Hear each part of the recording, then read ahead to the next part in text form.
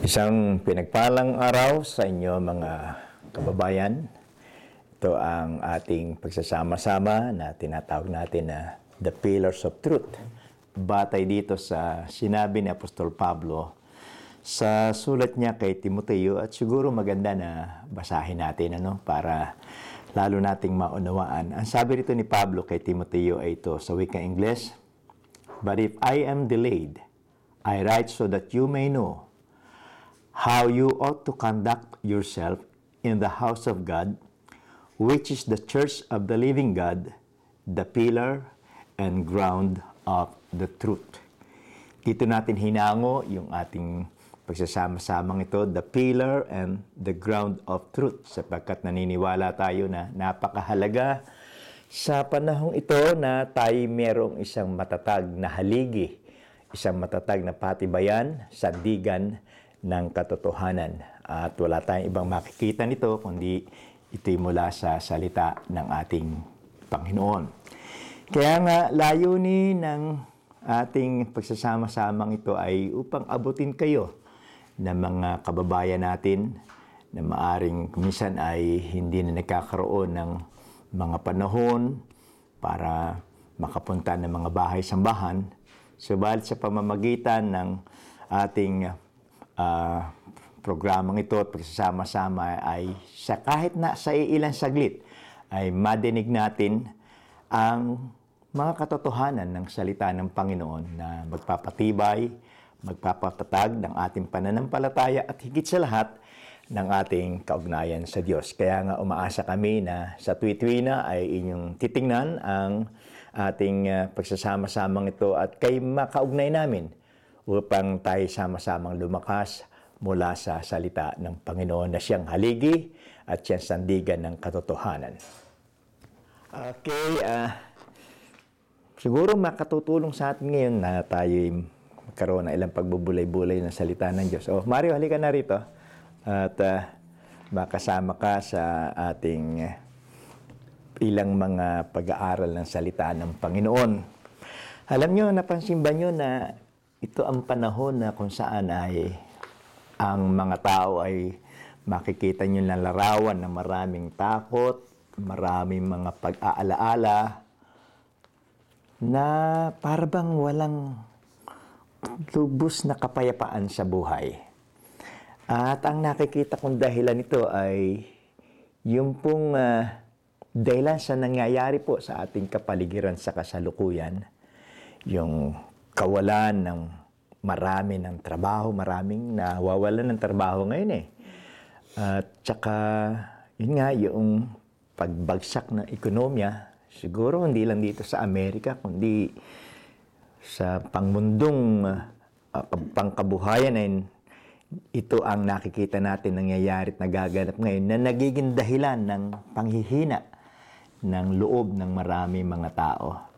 At ang nakalulungkot nga nito, kung minsan ay parang ang sisi ng ilan ay kasi kasalanan ni ganito, kasalanan ng church, kasalanan ng pastor, na parabagang ang sisi ay nabubunton sa gobyerno, sa kung sino-sino, yung bang panghihina na nangyayari sa marami mga tao ngayon. Pero alam niyo mga iniibig, mga minamahal, ang bawat individual, bawat isa sa atin ay may mga kanikanyang pananagutan patungkol sa panghihina o pagiging malakas natin sa pananampalataya. Siguro maganda na hayaan natin na ang salita ng Diyos ang magbigay sa atin ngayong umaga o ngayong araw na ito ng katugunan kung ano ang dapat na gawin ng isang mananampalataya ng Panginoon. Dito sa sulat uli ni Pablo, dito sa ika-6 na kabanata, pwede niyong buksan sa salita ng Diyos, dito sa kabanatang 6, chapter 6 of Ephesians, and basahin natin ang verse 10. Siguro hilingin natin kay Agnes na basahin mo nga yung verse 10. Finally, my brethren, be strong in the Lord and in the power of His might. Dito sa binasa ni Agnes ay makikita natin dito na ang responsibilidad o ang pananagutan ng pagiging malakas at pagiging mahina ay wala sa ating kapaligiran, kundi nasa ating sarili. Individual natin pananagutan, yung tayo ay maging malakas sa Diyos. Kaya nga sabi dito ni Pablo ay, sa katapus-tapusan mga kapatid, magpakalakas kayo sa Panginoon. Sa makatwid, katungkulan ni Mario na magpakalakas siya. Katungkulan mo, Agnes, na magpakalakas ka sa Panginoon. At yung panghihina natin sa pananampalataya, hindi natin pwedeng isisik kung kani-kanino. Personal natin itong pananagutan. Kaya nga dito ay hindi ko maaaring isisi na, nangihina ako sa pananampalataya ngayon, bagsak ako sa pananampalataya ngayon kasi yung asawa ko ganito, ganito. Hindi pala ganon. Kundi personal nating pananagutan, sapagkat ito ang sinasabi ni Apostol Pablo rito na tayo magpakalakas sa Panginoon. Kaya nga, paano naman natin ito magagawa? Kasi kung ang ating mga mata, ating ifo-focus, itutuon sa mga nangyayari sa ating kapaligiran, ang tendency talaga natin ito ay yung humina tayo, manlamig tayo sa pananampalataya. At yan, nakikita nyo ngayon na maraming mga regular churchgoer na lang eh. Yung punta na lang ng church, tapos uwi, makikita mo wala pa rin kapayapaan. Kaya nga dito ay merong itinuturo si Pablo, paano tayo magiging malakas sa Diyos. Unang-una, ang sabi niya rito sa verse 19. Siguro, Mario, pakibasa mo yung chapter 6, verse 11 ng Ephesians. Sige. Put on the full armor of God so that you can take your stand against the evil schemes. Maliwanag ang binanggit dito.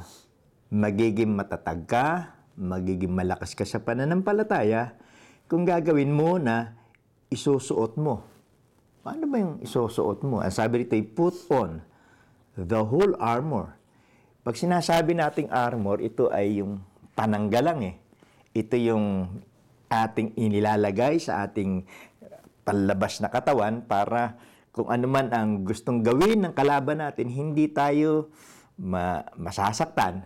At ito ang sinasabi dito sa atin ni Pablo, na isuot natin ang buong kagayakan ng Panginoon para tayo makatayo. Ibig sabihin na makatayo, ito yung makalaban sa lahat ng anumang kaisipan, sa lahat ng anumang pinaplano ng ating kaaway. At alam niyo mga kapatid, ay maraming plano ang kaaway para ibagsak tayo. Kaya nga, individual natin pananagutan, yung tayo magpakalakas talaga sa Panginoon at magagawa natin ito kung ating isusuot ang lahat ng kagayakan ng Panginoon. At siguro ay pansamantala muna, gawin natin na sa susunod, pag-aaralan natin. Ano-ano ba itong isusuot kong ito? Kumbaga sa pupunta tayo ng church, nagsusuot tayo ng damit, naglalagay tayo ng sapatos. Hindi lang para gumanda, kundi talagang likas na kasuotan natin yan. Sa Kristiyano, meron din tayong dapat ng mga likas na kasuotan na ating dapat na ilagay sa ating pagkatao para maging matatag, maging matibay tayo sa lahat ng anumang pinaplan ng ating kaaway. At kababayan, sa susunod nating pagkikita, pag-aaralan natin ito. Amen. Bago tayo tuluyan siguro magtapos ay manalangin tayo. Okay. Salamat po Panginoon sa pagkakataong ito na ibinigay mo sa amin na kami po'y sama-sama na nagkaroon ng pagsasamang salita mo at pag-aaral. Inihingi namin na ikaw, O Diyos, ang siya magpala nito at sa lahat ng mga nakapapanood, Panginoon, ay bigyan mo sila ng sapat na kalakasan upang sa panahon ito maging matatag sila sa kanilang pananampalataya at higit sa lahat, sa kanila na maaring sa mga pagkakataong ito nakakapanood, ay hinihiling ko, O Diyos, na ikaw nawa ang siyang tumugon na kanilang pangangailangan. At kung meron silang karamdaman, Panginoon, ikaw po ang magbigay sa kanila ng kagalingan. Kung sila man ay binabagabag na marami mga suliraning problema, Panginoon, hayaan po ninyo na sa pamamagitan ng pagsasama-samang ito sa Pillars of Truth ay madama nila na nandiyan ka, Panginoon, at handa ka pong tumulong sa kanilang magbigay kalutasan sa anumang problema na kanilang kinapapalooban sa mga sandaling ito. Salamat po, itinatagubilin namin ang aming mga buhay sa inyo. Ito pong aming dalangin sa pangalan ni Jesus. Amen. Okay.